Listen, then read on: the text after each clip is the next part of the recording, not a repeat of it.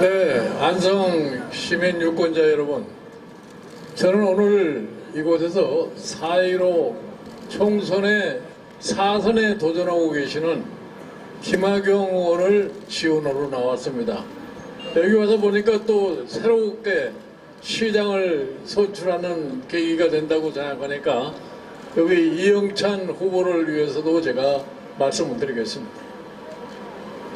여러분들, 이번 4월 15일 총선이 우리나라의 미래를 위해서 무엇을 해야 되느냐를 결정하는 순간입니다. 저는 여러분이 이번 4.15 총선에서 여기 우리 김학용 후보를 반드시 4선 의원으로 만들어 주실 거라는 확신을 갖고 있습니다. 여러분, 선거라고 하는 의미가 무엇을 뜻합니까? 정권의 실적을 평가하는 겁니다. 정권이 국민을 편안하고 잘 살게 만들었으면 국민이 그 정권을 지지를 할 것이고, 그렇지 않으면 반드시 야당에게 표를 던질 수밖에 없는 것이 선거의 논리입니다. 그런데 여러분, 지난 3년 동안에 이 정부가 뭐를 했다는 걸 너무 잘 아실 거예요. 그 중에서도 제가 가장 염려스러워하는 것이 뭐냐면은, 여러분 일상생활에서 매일매일 느끼시는 경제 상황을 말씀드립니다. 여러분들 경제 상황이 과거 3년 전에 비해서 나아지셨습니까? 그렇지 않으면 어려워지셨습니까? 제가 보기에는 경제 상황이 매우 어렵다고 얘기들 하고 있습니다. 특히 지난 3년 동안에 청와대가 마음대로 한 경제정책이, 그 결과는 오늘날 우리 소상공인 자영업자, 이에 종사하는 소위 많은 근로자들의 생존과 생계에 커다란 위험을 주는 그런 경제를 이끌어 왔습니다. 그래 겨우 이 소상공인 자영업자, 거기에 종사하는 분들이 지난 3년 동안에 문재인 정부의 경제정책으로 인해서 매우 어려운 상황을 겪고 있는데, 최근에 이 코로나 바이러스가 들어옴으로 인해 가지고서 경제 상황이 더욱더 심각해졌습니다. 저기 소상공인 자영업자들이 그 생존 자체를 유지하기가 어렵게 돼서 폐업이 늘어나고 실업이 늘어나고, 이것이 지금 현실입니다. 그런데 이 정부가 지금 뭘 하고 있어요? 거기에 대한 아무런 별다른 대책을 갖다가 제시하지 못하고 있는 것이 현실입니다. 그래 제가 이 통합당의 선거대책위원장으로 취임하면서 지금 상황이 비상경제 대책을 수립해야 할 상황이라고 생각을 해서 정부에 대해 건의를 했습니다.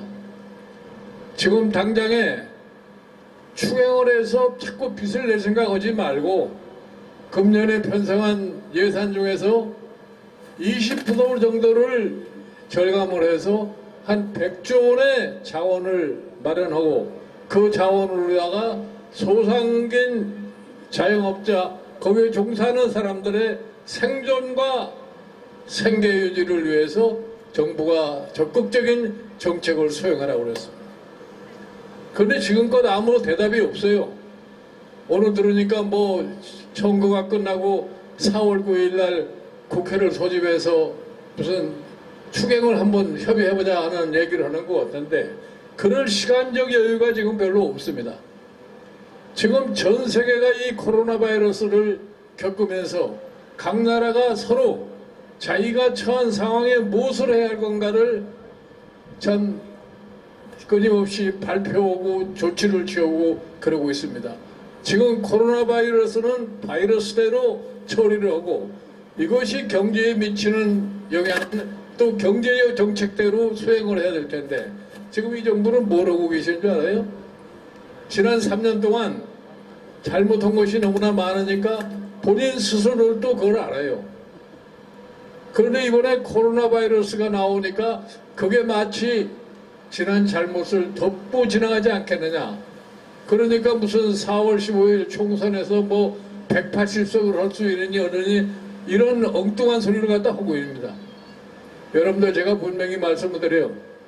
여기도 코로나 바이러스 때문에 전부 마스크를 쓰고 오셨는데 마스크를 쓴다고 지난 3년 동안에 잘못된 것들이 절대로 감춰질 수가 없습니다.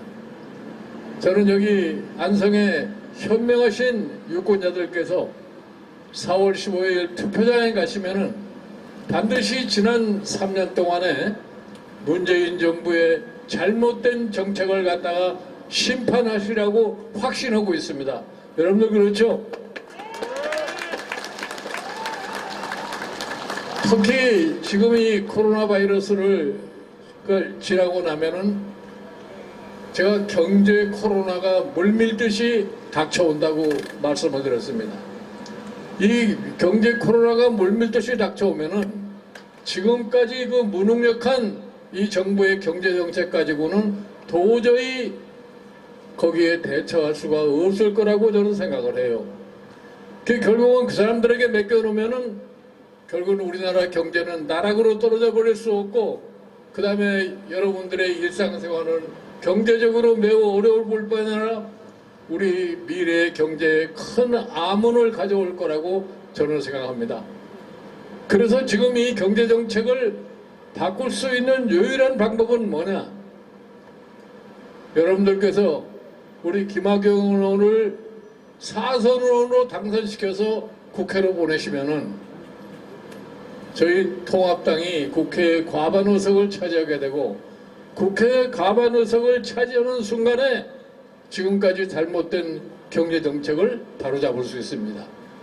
국회가 통합당에 의해서 지배되는 그러한 강력한 국회가 되면은 이 정부도 하는 수 없이 자기의 생존을 위해서 지금까지 잘못된 정책을 바꾸지 않을 수 없습니다. 그래서 제가 여러분께 꼭 당부드리고 싶은 것은 이런 4월 15일 총선에 반드시 우리 김학용 의원을 4선으로 당선시켜 국회에 보내십시오.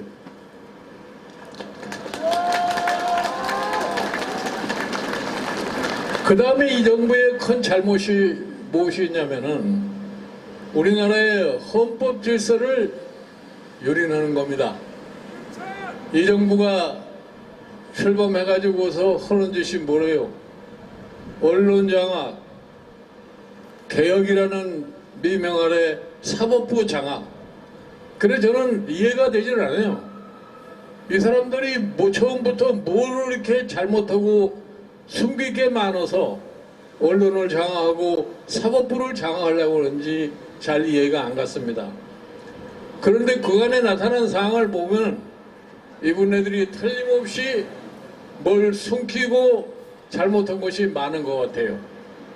여러분들 작년에 조국이라는 법무장관을 임명하면서 나타난 여러 가지 혼란의 문제를 잘 아시죠? 그 사람은 모든 그 사람에 대해서 아는 사실들이 어떤 게 나타났어요.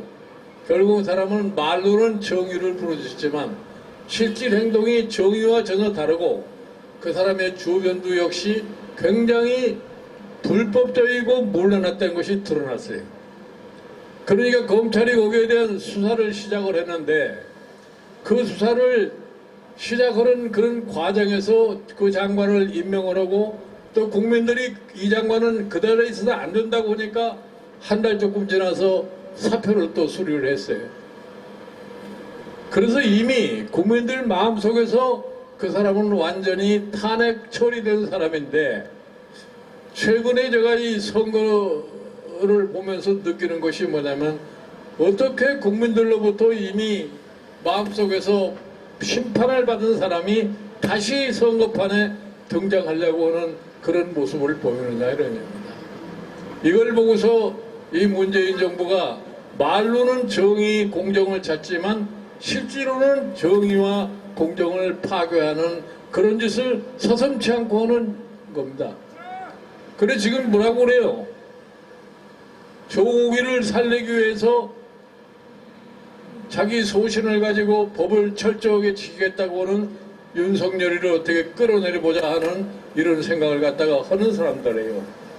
그래서 제가 최근에 이 코로나 바이러스처럼 이 조국이라는 바이러스도 이번 선거에서 철저하게 차단을 하지 않으면은 우리나라의 정의와 공정이 무너진다고 생각합니다.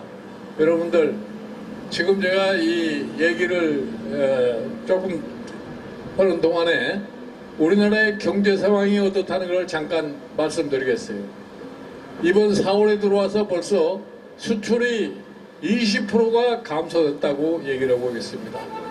그리고 지난 3월 달에 실업자 수당을 달라고 하는 사람들이 15만 6천 명이나 됐다고 그래요. 이렇게 심각한 경제 상황임에도 불구하고 이 정부가 아무런 지금 반응을 보이질 않습니다. 이게 이 정부의 무능을 이번 사태에서 절실하게 느끼고 있는 겁니다. 그래 우리가 지금 이번 4월 15일 날 우리 경제를 다시 회복하고 우리 사회의 정의와 공정을 바로 세우고 우리가 지금까지 지켜온 이 민주사회를 더 발전시키기 위해서 여러분들께서 꼭 통합당의 후보자를 당선을 시켜서 국회로 보내시기를 갖다가 당부를 드립니다. 감사합니다.